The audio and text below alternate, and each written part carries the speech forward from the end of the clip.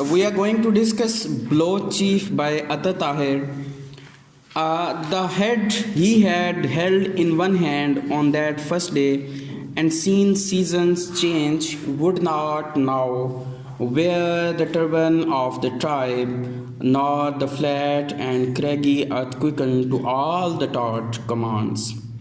And as the shrewd was lowered, he plucked on hair of his moustache and buried it like his honor with his son. So be it, he thought, and walked back to unhurried grief that sat like sleet on juniper trees.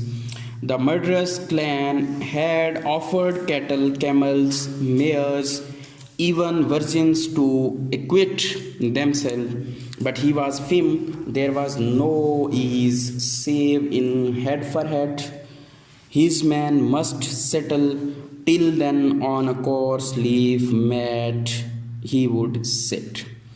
बच्चे इसमें basically अतर ताहिर जो discuss कर रहे हैं वो कर रहे हैं एक ब्लो चीफ के बारे में। जैसा कि आपको पता है कि अतर ताहिर जो हैं वो पाकिस्तानी राइटर हैं, तो वो पाकिस्तानी सकाफ़त को भी डिस्कस यहाँ पे कर रहे हैं। तो हम देखेंगे इसमें कुछ मंजरनामा कुछ यूँ है कि एक ब्लो चीफ जो है एक सरदार के जो एक हालात बताए जाते हैं। इसमें अगर आप देखें तो क्रिटिकली इसको देखें तो इसमें दो चीज़ें मिलती हैं कि एक ये है कि ब्लो चीफ की सकाफ़त क्या है और किस तरह के वो कपड़े पहनता है, क्या उसके हालात हैं, क्या उसके वाक़यात हैं। और एक यहाँ पे वो बता रहा है कि एक बलोचों का जो एक बंदा है उसको क्या हो गया, कत्ल कर दिया गया और उसके बदले में क्या किया गया उसको, जैसा कि हमारे यहाँ बलोचों की ट्रेडिशंस, पुरानी जो ट्रेडिशंस हैं उसको इसमें ज़िक्र किया गया कि दूसरी तरफ से जो लोग हैं वो क्या उसको ऑफ़र कर रहे हैं, घोड़े, गधे और बहुत सारा माल, कि आप वो जो एक कत्ल है उसको माफ़ करें। बट एट सम एक्सटेंट कुछ चीज़ें इसमें मिलती हैं और कुछ नहीं मिलती। हम देखते हैं क्या कहता है।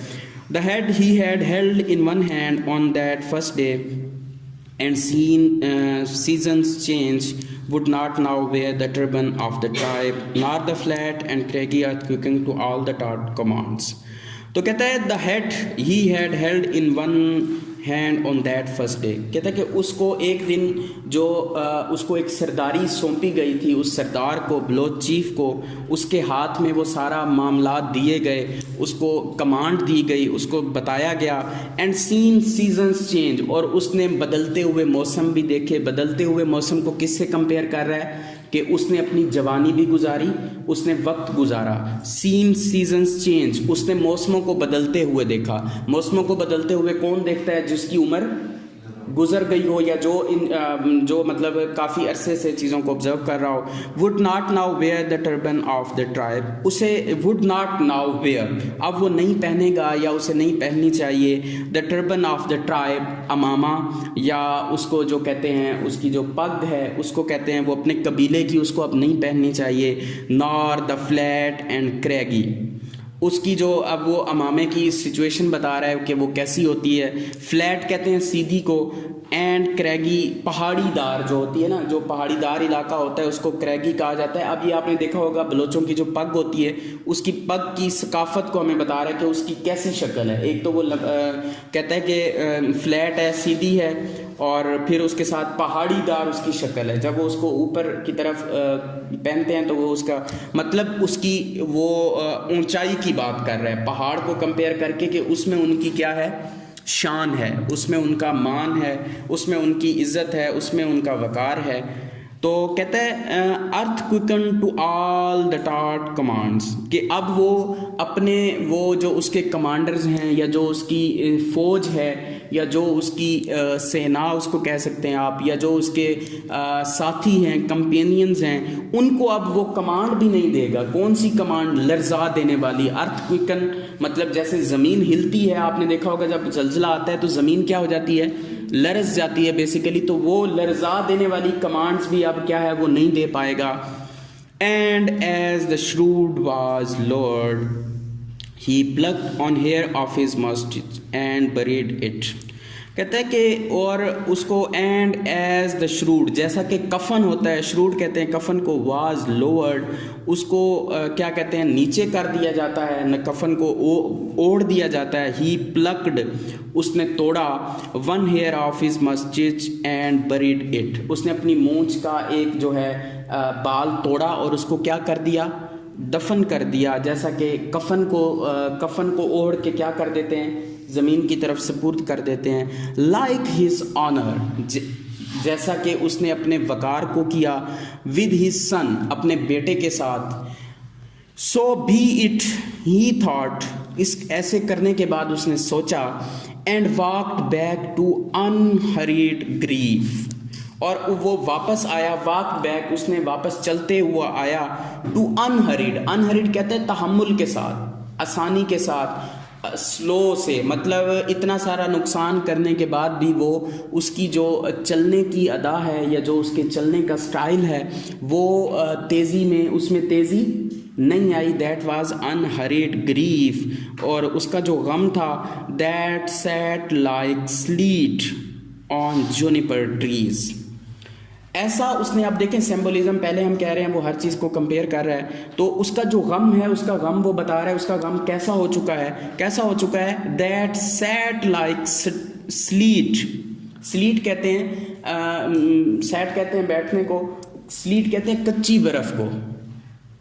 एक बर्फ़ की काफ़ी सारी अक़साम होती हैं, जब फ्रिज में बर्फ़ होती है तो उसके भी एक प्रोसेस में होता है कि वो कुछ थोड़ी देर पहले उसके ऊपर जनाब वो कच्ची बर्फ़ जमती है, फिर उसके बाद वो with the passage of time वो बर्फ़ क्या हो जाती है, सख्त हो जाती है, मुकम्मल बन जाती है। तो कहता है कि उसका जो गम है वो भी कच्ची बर्फ़ की मानिंद है।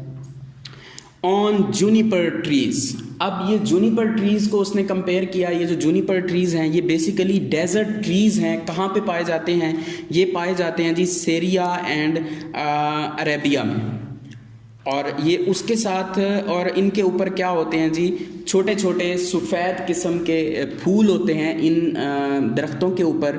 जो जूनिपर ट्रीज़ उसने डिस्कस किया तो वो बताता है कि उसका जो गम है वो भी अब ऐसा हो गया है कि एक तो कच्ची बर्फ़, और फिर कच्ची बर्फ़ कहाँ पे पड़ी है, जूनिपर ट्रीज़ के ऊपर।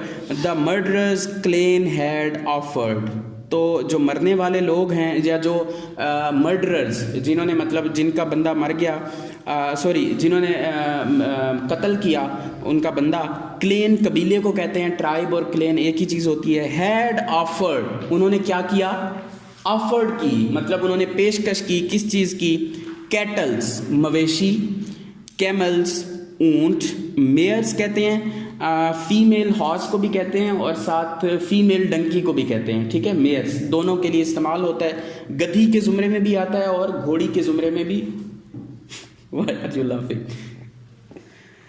Even virgins to acquit themselves, virgins कहते हैं कवारी लड़कियों को जो शादीशुदा ना हों, टू इक्विट देमसेल्फ, उनके ऊपर जो इल्ज़ाम लगा या जो उनका कफ़ारा वो अदा करना चाह रहे हैं, वो उन्होंने, अब देखें क्या क्या चीज़ें ऑफ़र की उस बलोच चीफ को कि आप जो आपने आपका बंदा मारा है उसके बदले में हम आपको क्या क्या चीज़ें दे सकते हैं। क्या क्या चीज़ें हैं जी, camels, mares, cattle, even virgins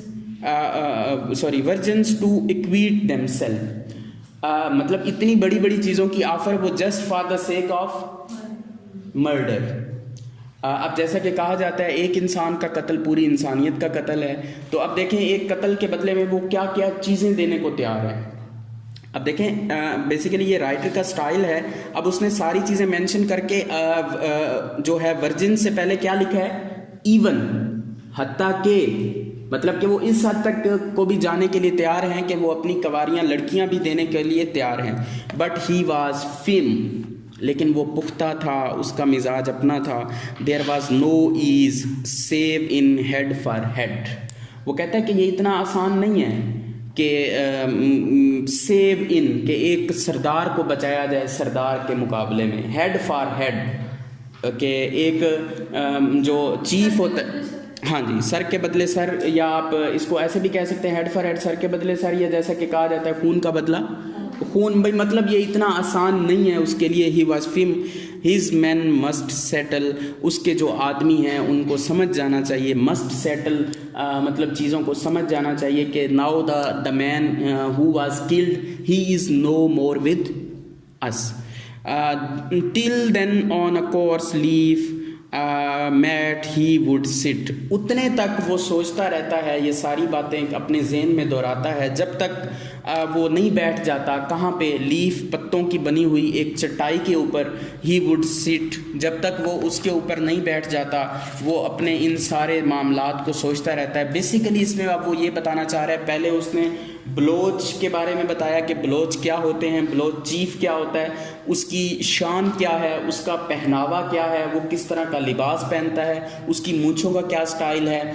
अब बलोच का वो जो यहाँ पे बता रहा है कि उनकी जो आन शान है वो तो एक तो पग में है और दूसरा उसकी जो मूंछें हैं उसको भी इसके साथ कंपेयर कर रहा है कि इवन के जब उसका बंदा मर गया तो उसने अपनी मूंछ का एक बाल जो है तोड़ के उसको क्या कर दिया, दफना दिया, कि उसकी ऑनर जो है, उसकी जो डिग्निटी है वो क्या होगी, आज ख़त्म होगी, क्योंकि उनका जो चीफ है वो क्या हो गया, मारा गया। तो उसमें बाद में वो अब फिर आगे वो उसकी सफरिंग बता रहा है, पहले में उसका अपना पहनावा, उसका स्टाइल, उसकी चीज़ें, उसके आबाओ अजदाद, उसकी ट्रेडिशंस बता रहा है, बाद में उसकी सफरिंग बता रहा है कि उसका गम कैसा है, और आखिरी पैराग्राफ में वो बता रहा है कि उसको क्या क्या ऑफर होता है उनके आबाओ अजदाद को जिनका चीफ मर गया, कि हेड फॉर हेड भी कहा जाता है, और आखिर पे वो कहता है there was no ease save in head for head, और उससे पहले भी वो ये कहता है कि उनको क्या क्या ऑफर हुआ, कैटल ऑफर हुए, और उसके साथ साथ कैमल्स, मेयर्स, इवन